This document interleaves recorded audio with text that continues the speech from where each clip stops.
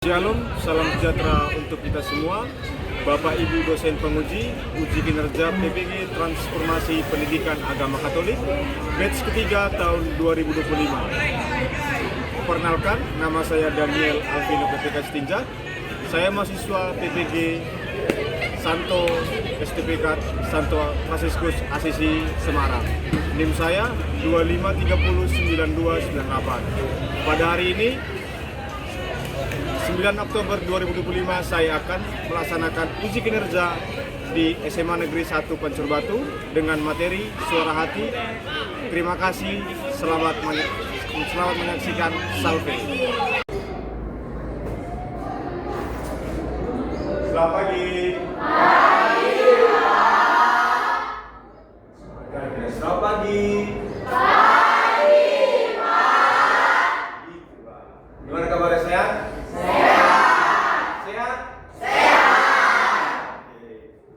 Pimpin doa kita dulu ya, doa. Siapa doa pimpin doa kita? Coba Bapak pingin si Renaldo. Saya bikin Pak. Ke depan lah kita.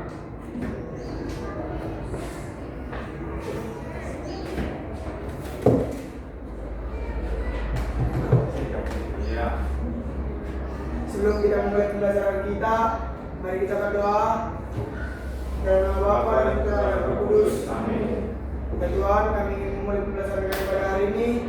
Kiranya Engkau selalu memberkati kami pada hari ini, dan kami dapat mengerti dan pembelajaran hari ini, dan beri kesehatan kepada guru-guru kami agar dapat mengajari kami dengan baik. Inilah doa anakmu dan bacakan nanti pengantaran Yesus Kristus putranya yang Tuhan kami. Amin. Oh iya, kemarin kita masuk ke bab berapa kemarin itu? Bab 2 kan maksudnya? Bab 2 lalu? Bab 2 manusia, makhluk otonom pada terakhir dalam mata pelajaran berikut kemarin kan? Bapak nama kalian ya? Kedua Silva? Hadir. Riahna? Anggun? Brema? Novina? Sofia? Renaldo? Oke, berarti itu semua sini kita kan ya. Kemarin kita sudah masuki bab 2, manusia makhluk otonom minggu kemarin. Apa itu manusia makhluk otonom? Ada yang tahu? Apa itu Bang? Manusia makhluk otonom itu adalah manusia yang memiliki pendirian, hak memilih pada pendiriannya sendiri. Iya betul. Ada lagi yang lain? Kalau tadi lu bilang manusia makhluk otonom yang berdiri di atas pendirian sendiri, yang bersifat positif Bang ya pastinya kan? Ada lagi sebelum kita masuk ke suara hati, ada lagi? Kayaknya sama semua di sini. Ayo kita berdiri dulu, berdiri. Kita ganti dulu. Berdiri kita. Ayo berdiri. Sudah? Ini hanya biar fresh kita, tapi tetap fokus kita kepada apa yang Bapak sampaikan.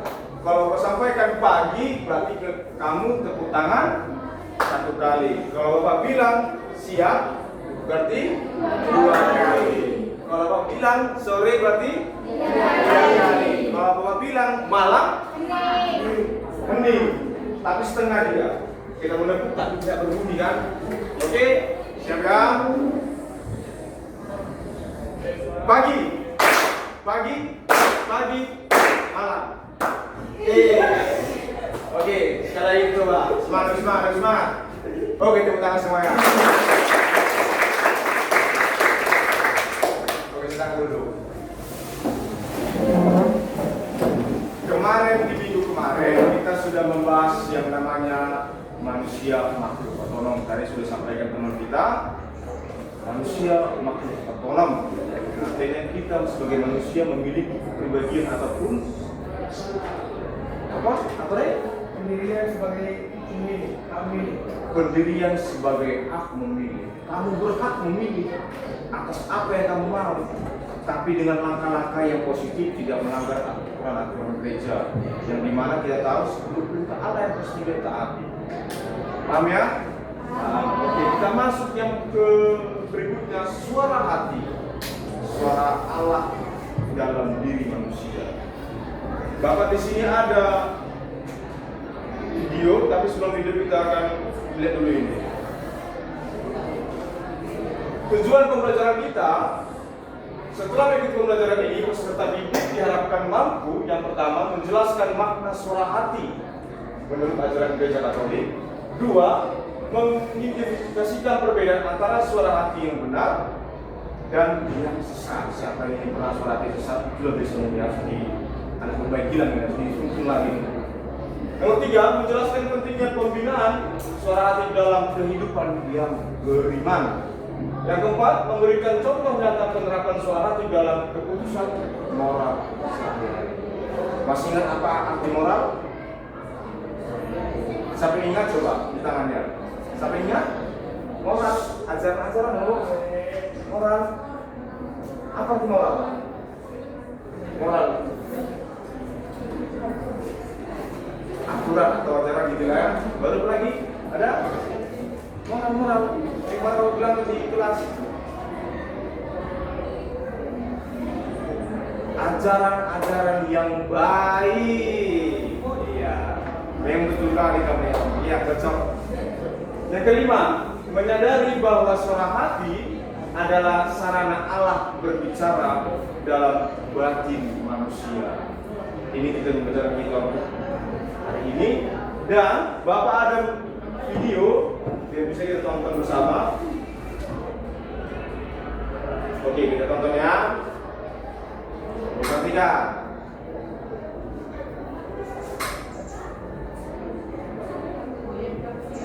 Mari mendengarkan hati nurani.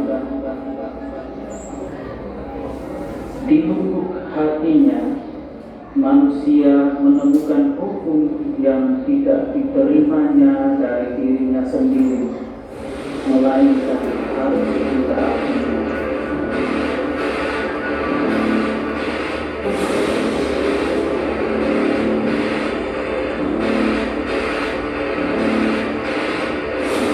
Sangat menyedihkan, memprihatinkan, dan membuat kita merasa geram. Bagaimana mungkin seorang anak yang usianya 19 tahun bisa tersenyum di depan kamera setelah membunuh ibunya sendiri dengan tusukan pisau di wajah dan leher ibunda yang melahirkannya. Inilah generasi ketika orang hanya diajarkan kecerdasan intelektual semata, tanpa kecerdasan emosional, tanpa kecerdasan spiritualitas. Kecerdasan emosional adalah kemampuan untuk merasa, what do I feel? Orang menyebutnya EQ atau emotional quotient. Kecerdasan spiritualitas atau SQ atau spiritual quotient atau spiritual intelligence, itulah kemampuan untuk mendengar hati nurani dan paham siapa jati diri dan suara hati fitrah yang terdalam atau who am I. Kita terbiasa mengabaikan emosi, terbiasa mengabaikan hati nurani, sambil berkata bahwa emosi dan hati tidak berpikir, tapi ini yang berpikir. Dan inilah yang terjadi. Seorang anak membunuh ibunya. Yang pertama di sini, suara hati, suara Allah dalam diri manusia. Pas kita nonton video itu, apa yang bisa kita tanggapi atau kita respon? Siapa yang ingin bertanda tangannya, yang ingin menyimpulkan, atau yang ingin, oh Pak, saya melihat yang di video tadi kayak gini Pak, kayak gini Pak, kayak gini Pak, kayak gini Pak. Ada kira-kira? Serima, mungkin bisa terima apa itu nam? Diri boleh?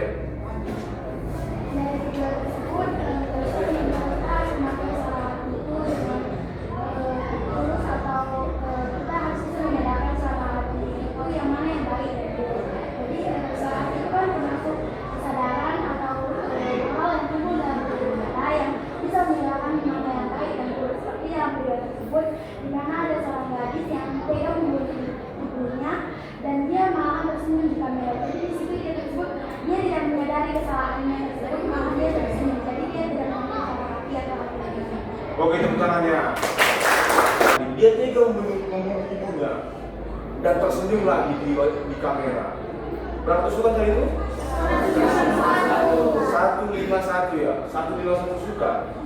Dan dia wajahnya fresh, dia ada beban. Padahal kita tahu suara hati itu ajaran kasih. Sudah campur tangan Allah itu. Kita sudah tahu membedakan mana yang baik dan mana yang buruk. Kan begitu dia. Lalu tanggapan kita dengan video tersebut, kita sebagai siswa, kamu kita sebagai anak, janganlah seperti itu terhadap bapak ibumu, teman-temanmu. Kalau dengan dia, cantiknya dia sama dengan dia, cantiknya udahlah dia sama dengan perempuan ini. Diberi akal dan budi. Maka kita bisa berpikir dengan apa yang kita katakan di sini, menciptakan manusia dengan akal dan budi dan hati nurani. Seorang hati itu hati yang fakir, yang memutuskan baik atau buruknya, kadang pun memang bisa tumbuh. Nanti kita masukkan ya. Yang kedua, suara hati adalah bisikan lembut Allah dalam batin manusia. Biasanya contohnya nih, anak-anak nih. Pak, saya dulu pernah Pak mengambil duit di nama saya. Kebetulan nama saya ini bukan gede Pak. Ambillah 5.000, tidak nampak namanya itu. Ambillah 2.000 lagi, tidak nampak namanya itu. Padahal yang di atas, maksudnya di atas rumah lagi ya, Allah melihat. Lalu Allah menyampaikan kepada kita, mewahyukan dalam diri kita. Jangan diambil. Jangan diambil mama itu. Kalau mau kita saja sama mama kita. Datang simbolis tentang diri kita itu. Udahlah ambil aja lah, itu nggak apa-apa. 2.000-nya besok kita ambil kan Min katanya. Ambil lagi 5.000, ambil lagi sampai ujung-ujungnya hati kita tumpul, tidak bisa terdengar suara kita. Berikutnya, melalui suara hati, manusia dipanggil untuk hidup benar dan bertanggung jawab secara moral. Setuju kita? Setuju kita? Melalui suara hati, manusia dipanggil untuk hidup dan benar dan bertanggung jawab secara moral. Ingat, moral itu ajaran baik. Tidak ada kata itu ajaran yang buruk.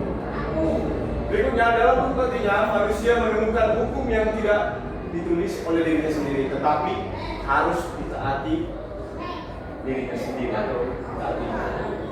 Paham sampai sini? Paham ya? Oke, kita lanjut. Makna suara hati menurut gereja. Yang pertama, suara hati bukan perasaan sesaat, melainkan keputusan batin yang didasarkan pada kebenaran dan kasih Allah. Yang kedua, suara hati menjadi kompas moral bagi manusia.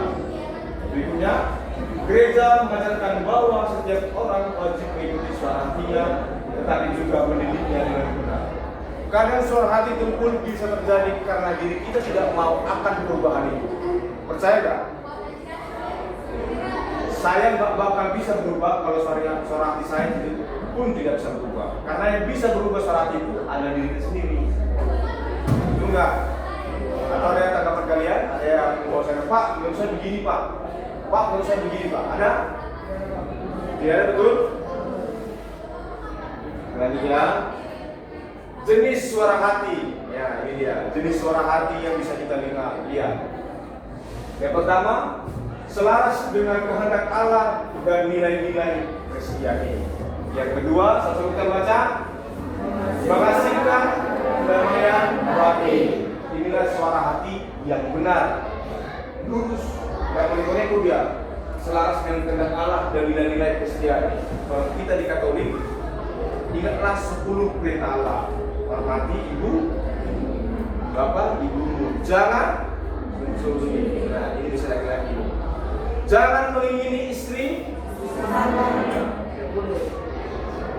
Karena kita sudah memasuki konsep hati benar. Saya katakan selaras dengan kehendak Allah. Kehendak Allah nggak seperti perintah lain. Ya kan? Dan nilai-nilai Kristiani. Yang kedua, menghasilkan kedamaian batin. Kalau kita jujur, berbuat baik, pasti hati kita damai. Apalagi kalau datang gereja. Kata gereja, nakku, ini mama kasih uang kolektor 10.000 ya. Ya mak, dengan baiknya kita, dengan polosnya kita. Lalu gereja lah kita. Sudah sampai di gereja, masuklah persembahan. Sayang kali nanti kalau 8.000, 10.000 kasih, nggak ada itu di sana. Kalau 2.000 aja kasih uang kemarin ini, 10.000 sama. Nah itu dia hati nurani atau suara hati yang tumbuh tidak bekerja. Yang kedua, suara hati yang sesat atau keliru timbul karena kurang pembinaan iman, pengaruh lingkungan atau egoisme. Yang kedua, menghasilkan rasa bersalah atau empati. Tadi sudah saya jelaskan juga bahwasanya itu yang membuat suara hati keliru. Pembinaan, kurangnya kita mendekatkan diri kepada Allah, kurang kita beribadah, kurang kita dekat ataupun kita kurang mengikuti kurang mereka. Lalu berikutnya juga karena pendidikan dari umat ataupun dari luar lingkunganmu sendiri. Karena yang tahu dengan lingkunganmu kamu sendiri, bukan Bapak kan? Kalian kan? Iya. Lalu berikutnya faktor yang mempengaruhi suara hati. Kita bersama-sama yang pertama, pendidikan, iman dan nilai moral. Yang kedua, lingkungan, keluarga dan sosial. Berikutnya, pemahaman pribadi dan kebiasaan. Berikutnya, hubungan pribadi dengan Allah melalui doa dan sakramen. Iya. Kalau tadi bilang kurangnya, inilah semua berpengaruh di suara hati. Pendidikan, iman dan moral, kedua lingkungan, keluarga dan sosial. Sosial itu maksudnya sekitarmu ya, sekitarmu. Berikutnya pengalaman pribadi dan kebiasaan buruk kita ataupun positif kita lah. Kalau yang negatif berarti kebiasaan buruk, kalau yang bagus kebiasaan yang benar. Hubungan pribadimu dengan Allah. Bagaimana dengan konsep imanmu sendiri? Kamu perhatikan dulu, kamu cermati, kamu bayangkan. Harus bagaimana ya? Kurang nggak? Kurang nggak? Kira-kira semoga nanti kita bisa memperbaiki semua. Harus rajin gereja, berdoa dan mengikuti perkumpulan-perkumpulan gereja, PK dan lain-lain.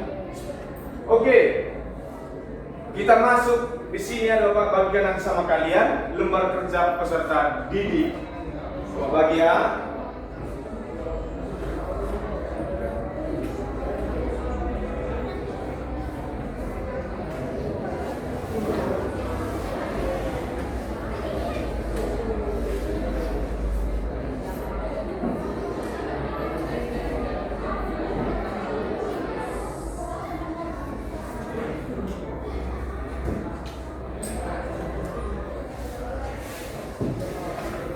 Satu lagi, ini udah?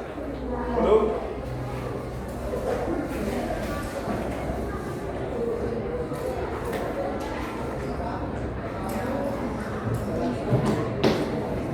Udah, ayo coba silakan baca. Kira-kira ada yang kurang paham atau kurang jelas bahasa di situ? Pas semua ya? Pas. Oke, ayo kita kerjakan yuk.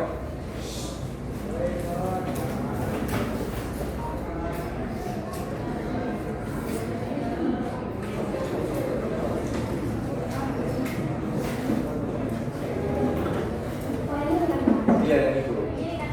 Iya, diterka bapaknya.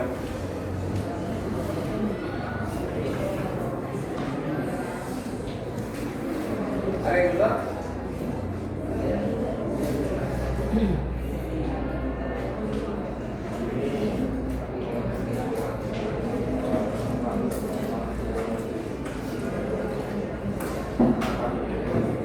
Iya, nah, aku tahu cara bersikap kritis terhadap gereja di Indonesia.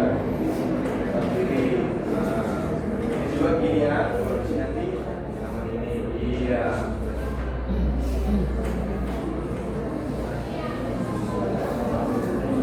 Kelompok ini bagaimana? Aman?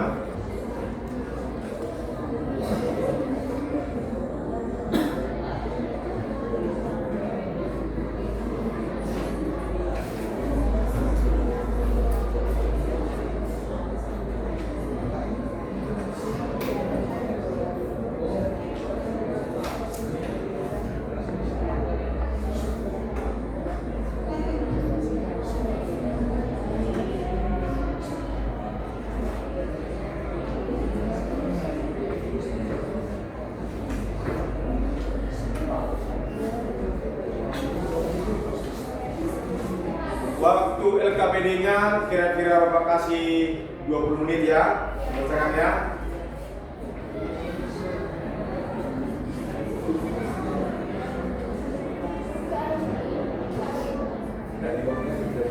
Iya.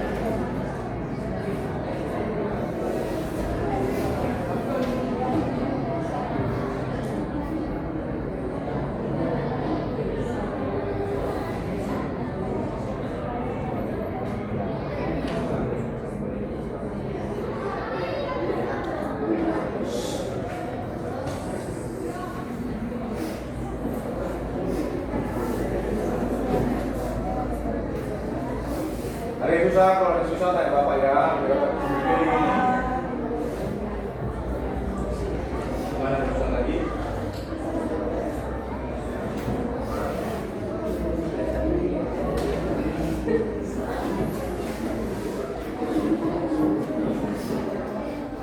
Gimana?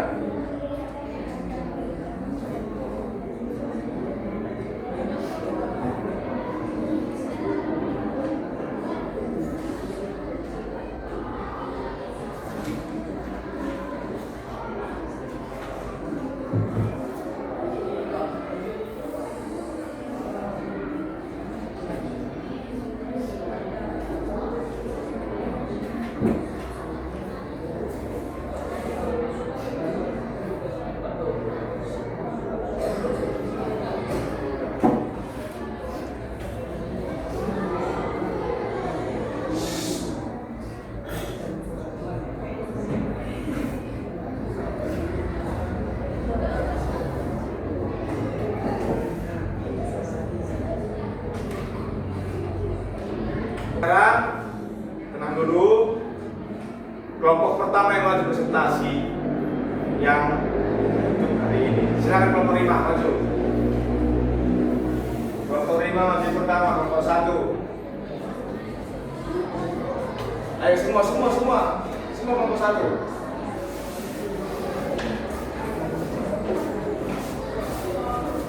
Ini ya, Karena kelompoknya, namanya, baru dapatkanlah presentasi hasil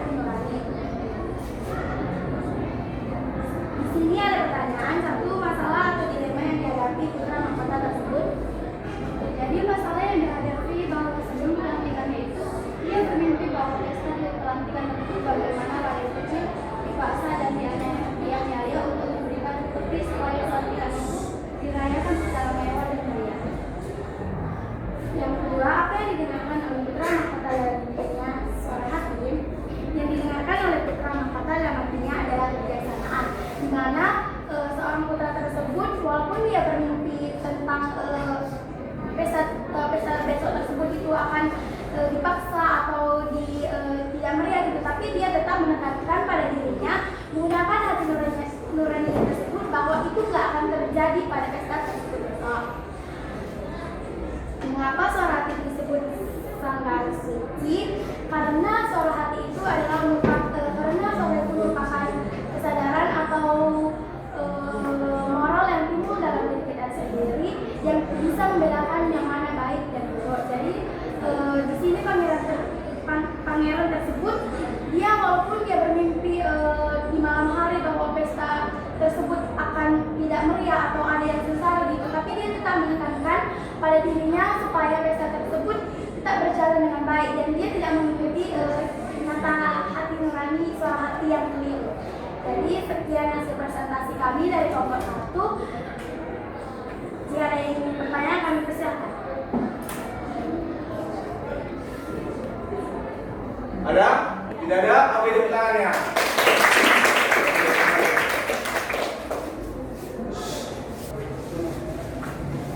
Oke, kita masuk di ujungnya ini, ujung pertemuan kita ini. Yang pertama, kesimpulan suara hati adalah karunia istimewa dari Allah, sebuah kompas ilahi yang ditanamkan dalam diri setiap manusia untuk memimpin kita di setiap persimpangan hidup kita yang kadang mau melengkok atau mau ke kiri kanan, tapi kita diluruskan dari suara hati kita. Bisikan kebenaran dan kasih yang tak pernah lelah memanggil kita untuk memilih kebaikan, bahkan di tengah godaan dan tantangan duniawi. Melalui suara hati ini yang pekat dan terdidik, kita diundang untuk hidup sesuai dengan ajaran kasih dan kebenaran Kristus, menjadi saksi-saksi yang di dunia yang memampukan kita untuk membuat keputusan yang bijaksana. Kedamaian bagi sejati yang hanya datang dari keselarasan dengan Sang Pencipta. Lalu berikutnya, penutup, suara hati adalah kompas moral yang menuntun manusia untuk menuju kebenaran dan kasih. Berikutnya, mari kita latih suara hati kita masing-masing agar tidak tumpul, agar tetap kita bisa saling berfungsi suara hati itu, saling memberikan kasih kepada sesama, orang tua, bapak ibu guru, dan lingkungan sosial kita masing-masing, agar selalu selaras dengan kehendak Allah. Paham ya? Besok kita akan masuk ke materi berikutnya. Bapak kira apa yang Bapak terangkan tadi bisa kamu tanamkan di rumah, di lingkunganmu, dan di mana saja. Paham? Oke, penutup. Siapa si Brema? Brema. Penutup kita. Sebelum kita keluar dari kelas ini, sebaiknya kita berdoa. Dalam Bapa dan Putra dan Roh Kudus. Amin. Dan inti kami memuji syukur kepadamu Tuhan, karena kesini kami yang berkumpul di sini tanpa kurang satu apapun. Tuhan, kami sudah selesai mendengarkan, kami sudah selesai mengucapkan Tuhan, dan Engkau memberkati pengujian ini agar dapat kami terima di masa nanti Tuhan. Kami juga berdoa kepada guru-guru kami untuk memberikan kesehatan dan pada segala macam kebutuhan, agar sabar menuntun kami sampai situ Tuhan. Ya Ibunda tercinta, Ibunda terkandung, kami akan sampaikan doa ini kepada putra semua manusia. Ya Allah, kami datang menampakkan Yesus Kristus anak-Mu Tuhan kami. Dalam nama Bapa dan Putra dan Roh Kudus. Amin. Selamat siang.